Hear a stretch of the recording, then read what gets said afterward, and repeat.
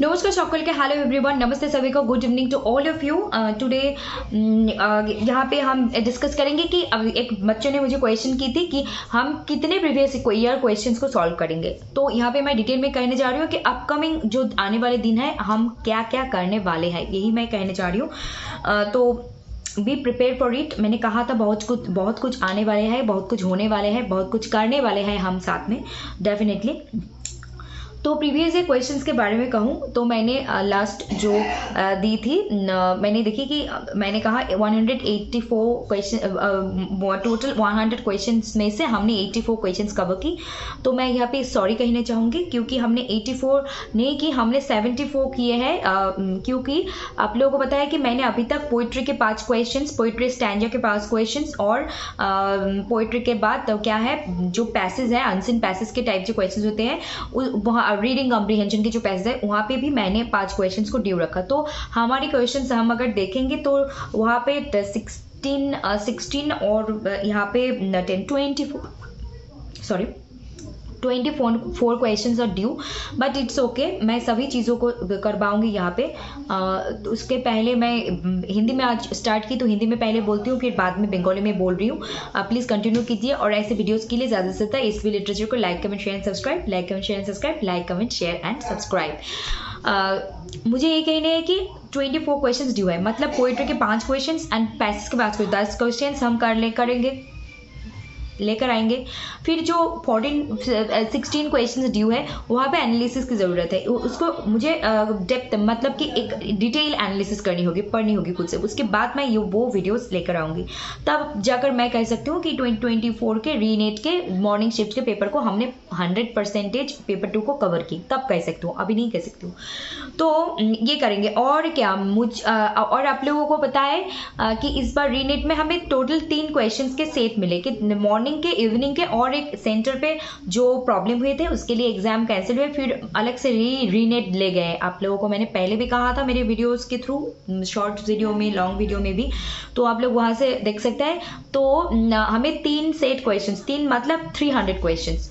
तो previous year questions के बारे में बात कहूंगी तो डेफिनेटली 2024 के 3 सेट्स क्वेश्चंस आपके हाथ में है, तो इसको मत छोड़िए एग्जाम से पहले। और पिछले 5 साल 6 साल मतलब 18 से देखेंगे तो हमारे पास 18 साल के 2 शिफ्ट है, 18 के 19 के 2 शिफ्ट, मतलब मॉर्निंग इवनिंग अगर देखेंगे तो हमारे पास 4 शिफ्ट्स, मतलब 18 के मॉर्निंग इवनिंग के 2 और 2018 के इंग्लिश के मॉर्निंग के एक सेट, इवनिंग के एक सेट, फिर 19 में 2, जून में एक मॉर्निंग, दिसंबर में, फिर ऐसे करेंगे तो हम 18 से 19 में तो 6 सेट्स है, मतलब 6 सेट है एग्जाम के, 6 मतलब 600 क्वेश्चंस पेपर 2 इंग्लिश लिटरेचर के। फिर 1920 में एक सेट हुए थे, मतलब 2 शिफ्ट, 20, 21 एंड 22 में एक मार्च हुए एग्जाम हुए थे, तो वहाँ पे हमें एक करके मिलते हैं कि 2 शिफ्ट, वहाँ पे 6 12 शिफ्ट। फिर 23 में हमें मिले 3 एग्जाम 2 शिफ्ट 6, फिर 6 18। और हमें अगर हम 24 में आएंगे तो एक ऑफलाइन है जो कि मैंने कवर कर दी, ऑलरेडी मेरी कवर है। तो फिर 18 के साथ ये 19 ऑफलाइन की 19 सेट, एंड यहाँ पे फिर रीनेट में 3 मिले, 3 मतलब टोटल 3 मतलब 300, 19 20 21 22 मतलब कि लगभग 22 इंटू 100 कितने क्वेश्चंस होते हैं, 22 इंटू 100, सो हमें 2200, टोटल 2200 क्वेश्चंस मिल रहे हैं। कितने साल में? 18 19 20 21 22 23 24, मतलब 7 साल में 2200 क्वेश्चंस मिल रहे हैं। नहीं करनी है 2200 क्वेश्चंस आप लोगों को, हाथ में हमारी टाइम कम है, तो हम कह सकते हैं 24 के 3 सेट, 23 के 3 इंटू 2 6 सेट, यहाँ पे 3, वहाँ पे 3 इंटू 2 6 9। अगर आप 23 24 को भी कवर करके जाओगे that is also enough, okay. क्योंकि 2200 क्वेश्चंस आपने सॉल्व किए, ये इंपॉर्टेंट नहीं है, आप जो भी किए अच्छे से किए, ये ज़्यादा इंपॉर्टेंट है। और मैं एक बात कहूँ कि ऑफलाइन के जो पेपर है मैंने A to Z 100 क्वेश्चंस को कवर कर रखे। Please go to our channel page S P literature और you can search it on YouTube search bar. आप लोग एक काम कीजिए, यूट्यूब सर्च बार पे जाइए जहाँ पे हम लिखते हैं या फिर ऑडियो को क्लिक करके आप मुंह से बोलते हैं, वहाँ पे जाइए, मुंह से बोलिए या फिर टाइप कीजिए कि जून 2024 offline question paper from SP literature, आप लोगों को मिल जाएंगे। वहाँ पे आप लोगों का 100 क्वेश्चंस कवर हो जाएंगे। 24 के रीनेट जो ऑफलाइन एग्जाम कैंसिल हुए वो भी इंपॉर्टेंट है, क्वेश्चन थोड़ी इजी थी लेकिन इंपॉर्टेंट है। और उसके बाद तो ये चल रहा है, इसको मैं कंप्लीट करूँगी एग्जाम से पहले, ये प्रॉमिस है मेरी आप खुद से और आपसे। और उसके साथ ऐसे आप कैसे वीडियो मैं कितने ईयर्स के क्वेश्चंस यहाँ पे करवाऊंगी, तो मैं यही कहूँगा कि जो मॉर्निंग शिफ्ट के शुरू की है उसके 24 क्वेश्चंस ड्यू है, उसको पहले कवर करूँगी। और अब उसको कवर करने के साथ साथ वीडियोस ऐसे लाऊंगी कि हम प्रीवियस ईयर क्वेश्चंस अगर सॉल्व कर रहे ये क्वेश्चंस डायरेक्टली आपसे पूछा नहीं जाएगा, जो भी क्वेश्चंस हो चुके उससे आपको पूछा नहीं जाए, लेकिन पूछा नहीं जाएगा ये कॉन्फर्म है। लेकिन ये भी आप नहीं कह सकते ऑप्शंस में लाका थे, ऑप्शंस में देरिदा थे, ऑप्शंस में रोला बर्थ थे, ऑप्शंस में माइकल फूको थे और मिशेल फूको भी थे, जो भी जैसे प्रोनाउंस करते हैं। ऑप्शन में चार्ल्स बॉडलेयर थे। तो ये इन लोगों के वर्क से पूछे जाएंगे क्वेश्चंस डेफिनेटली फॉर 100% श्योर, चाहे वो क्रिटिसिज्म हो, चाहे वो ब्रिटिश लिटरेचर हो, चाहे वो वर्ल्ड लिटरेचर हो, कोई भी क्रिटिसिज्म हो, कोई भी कुछ भी हो, क्वेश्चंस पूछे जाएंगे। लेकिन वो जो क्वेश्चंस मैं यहाँ पे सॉल्व करवा रही हूँ आप लोग को आइडिया देने, वो क्वेश्चंस नहीं आएंगे, लेकिन उसके बेसिस पर, आधार पर क्वेश्चंस रिपीट होंगे ही होंगे, कॉन्सेप्ट्स रिपीट होंगे। क्वेश्चंस एकदम नहीं कह सकते क्वेश्चंस रिपीट होते हैं, 1 2 4 5 क्वेश्चंस भी रिपीट होते हैं, वो बोनस टिप्स के बोनस मार्क्स की तरह रख लीजिए साइड में। लेकिन अब तभी वो क्वेश्चंस को सही तरीके से आंसर कर पाओगे जब आप खुद उसको रिवाइज कर चुके होंगे। और अगर आपको न्यू क्वेश्चन से डील करनी है तो आपको कॉन्सेप्ट्स क्लियर होनी बहुत ज़्यादा ज़रूरी है ना। तो आपको क्या पूछ रहे थे कि प्रीवियस ईयर क्वेश्चंस हम कितने ईयर्स के और कितने क्वेश्चंस हम सॉल्व करेंगे, तो मैं यही कहूँगी मॉर्निंग शिफ्ट के मैंने जो शुरू की है वहाँ के जो क्वेश्चंस ड्यू है उसको पहले ख़त्म करूँगी। उसके साथ उसके बाद मुझे ऐसे टॉपिक्स को लेकर आनी है कि जो कंसेप्ट्स है मैं उसको क्लियर करवाऊँगी।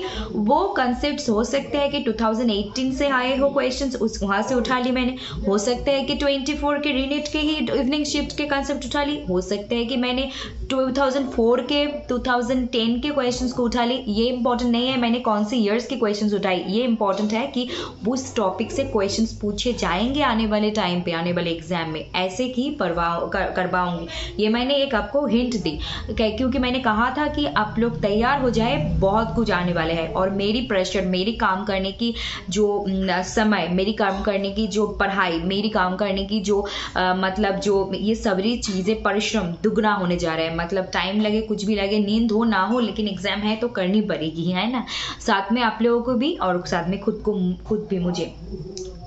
तो यही बोलनी थी। अब मैं बंगाली में बोल रही हूँ, फिर ये वीडियो एंड करती हूँ। ये इन्फॉर्मेशन भी देनी बहुत ज़्यादा ज़रूरी है कि आने वाले टाइम में और आने वाले 1 महीने में हम क्या करने वाले हैं, ये भी इम्पॉर्टेंट है ना, कि सिर्फ पढ़ना और पढ़ते रहना इम्पॉर्टेंट जितना है, उससे रिलेटेड ये भी अपडेट्स रखनी ज़रूरी है कि अपकमिंग टाइम में हम कैसे पढ़ने वाले हैं। एक गाइडलाइन, एक स्ट्रैटेजी को भी फॉलो करनी बहुत ज़रूरी है। स्ट्रैटेजी से याद आया कि मैं बोर्ड पे क्लास लेकर आऊँगी, यूजीसी नेट के 45 डेज के स्ट्रैटेजी, गेट के स्ट्रैटेजी ऐसे लाऊंगी, मैं दे दूंगी। आप खुद से इसको फॉलो करके कर सकते हो, हेल्प हो सकते हैं। तो आप ऐसे भी खुद से पढ़ सकते हो और मेरे साथ पढ़ रहे हो तो मैं जो आप लोगों को भी पता है कि एक वीडियो में 10 to 15 20 minutes, maximum 30 minutes 40 minutes के वीडियो में हर चीज़ कवर करना ईजी नहीं है, हर चीज़ कवर करना पॉसिबल ही नहीं है। लेकिन जो मैं कह रही हूँ प्रिपरेशन के द्वारा, आप अगर उसको सुन रहे हो तो डेफिनेटली बहुत कुछ हो सकते हैं। এখানে আমার বলার ছিল যে আমাকে একজন প্রশ্ন করেছিল বেশ কয়েকদিন আগে, আমি বলেছি সময়ের মতো আমি উত্তর দেব। তো প্রশ্নের উত্তর হচ্ছে যে আমরা প্রিভিয়াস ইয়ার কোয়েশ্চেন্স কতগুলো সলভ করব। তো একটু আগে আমি যে হিন্দিতে কথাগুলো বললাম আমরা গুনে দেখলাম 2018 ডিসেম্বর অনলাইন এক্সাম থেকে শুরু করে আজ 2024 রিনেট এক্সাম পর্যন্ত টোটাল 22টা সেট পেয়েছি আমরা কোয়েশ্চেনের। 22টা সেট মানে একটা সেটে 100টা প্রশ্ন, 22টা সেট মানে টোটাল 2200টা প্রশ্ন, মানে 2200টা প্রশ্ন আমাদের হাতে আছে। কিন্তু 2200টা প্রশ্ন কি আমরা এক মাসে পড়ে যেতে পারবো? ইম্পসিবল।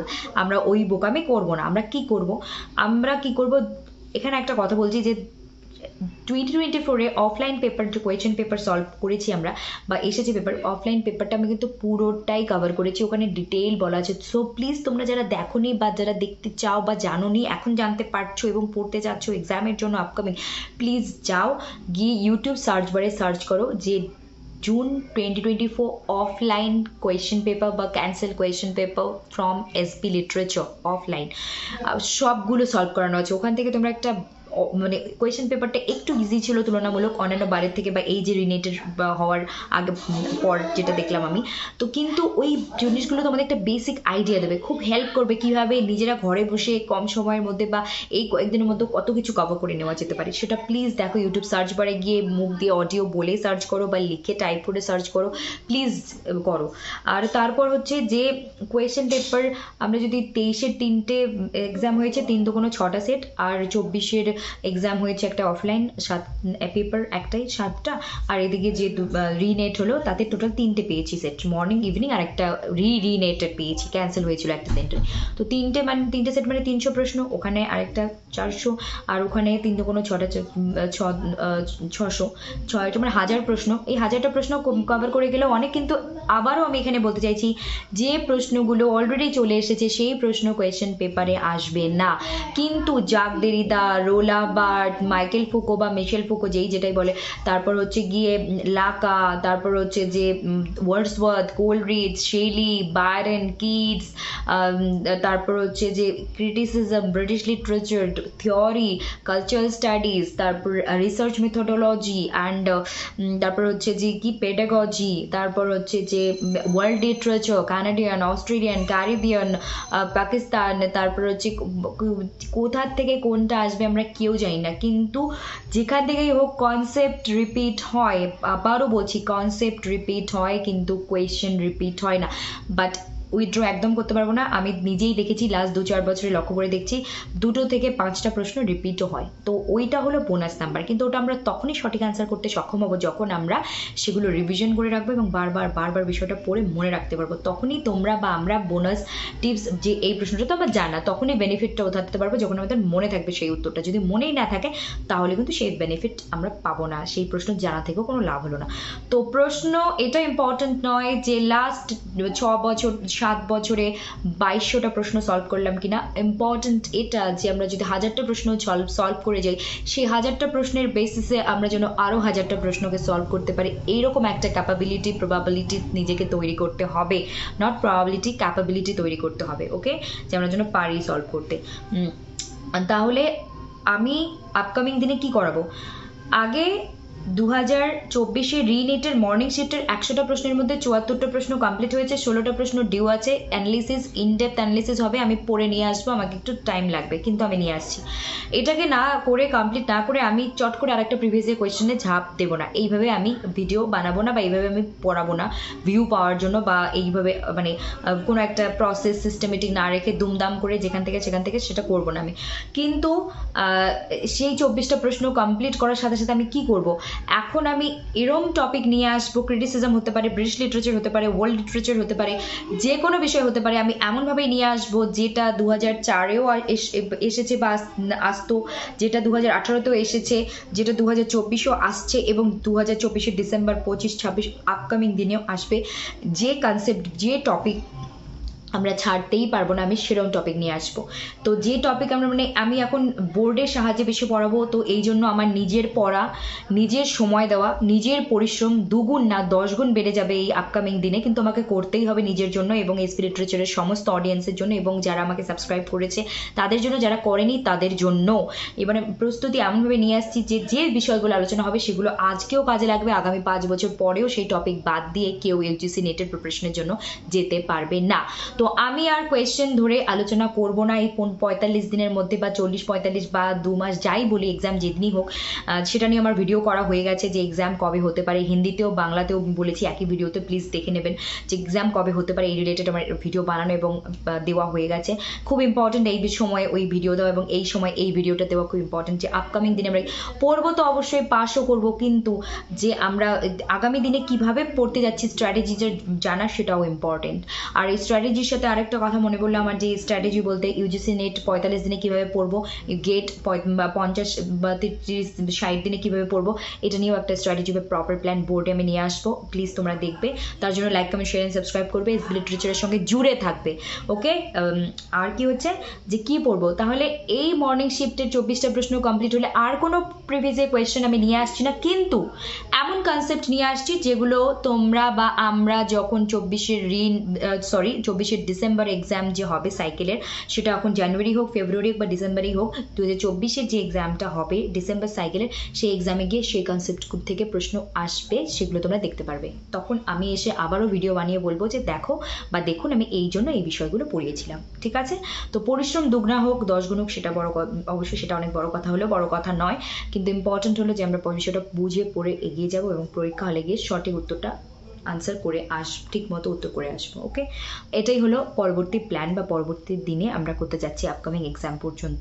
ঠিক আছে, প্রশ্ন এক্স্যাক্ট এই সিরিয়াল বাই পড়ালাম কি ইম্পর্টেন্ট নয়, একটা কনসেপ্ট নিয়ে আসবো যেখান থেকে প্রশ্ন বিভিন্ন দিক থেকে হতে পারে ঘুরে ফিরে, সেইভাবে প্রস্তুতি নেবো আমরা এখন। ঠিক আছে, নমস্কার, ভালো থাকুন, সুস্থ থাকুন, দেখতে থাকুন SP literature. Like comment share and subscribe করতে একদম ভুলবেন না। নিজে ভালো থাকুন, অপরকে ভালো রাখুন, আর পড়তে থাকুন, নতুন কিছু শিখতে থাকুন, আর এসপি লিটারেচারের সঙ্গে জুড়তে থাকুন। আর অবশ্যই মনের কোনো প্রশ্ন, দ্বন্দ্ব, দ্বিধা, सजेशन देवर থাকলে कमेंट बॉक्स में। नमस्ते सभी को, सभी लोग अच्छे रहिए, स्वस्थ रहिए, मस्त रहिए, दूसरों को खुशियां बांटते रहिए, खुद खुश रहिए, और खुद खुशी के साथ खुद खुशी I am sorry this is fun means कि आप खुशियाँ अपने दिल से खुश रहे और दूसरों को भी खुशियाँ बांटते रहे।